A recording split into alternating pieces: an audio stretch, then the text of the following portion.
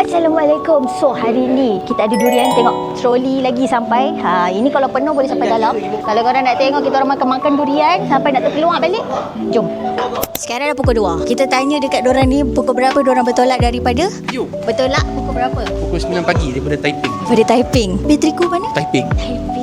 Nampak? Abang ni baju beepernya.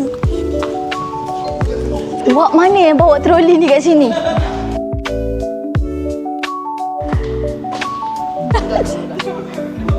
Abang ni muka Cina tapi bukan. Macam sama je. Dua bahan. Anik, kita nak pergi mana ni? Nak pergi CHD makan durian. Keluar lagi sekali. B1 ni tak ada. Hari ni kita dapat makan free seperti biasa setiap tahun. Kita punya BP Tosoho kita, Cik Salmi daripada Taiping. So kita ucapkan terima kasih banyak. Mudah-mudah rezeki, mudah dimudahkan urusan. InsyaAllah jumpa lagi next week.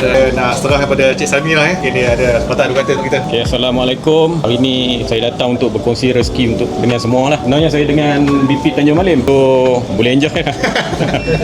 Boleh enjoy. Semoga Tuhan memberikan menambah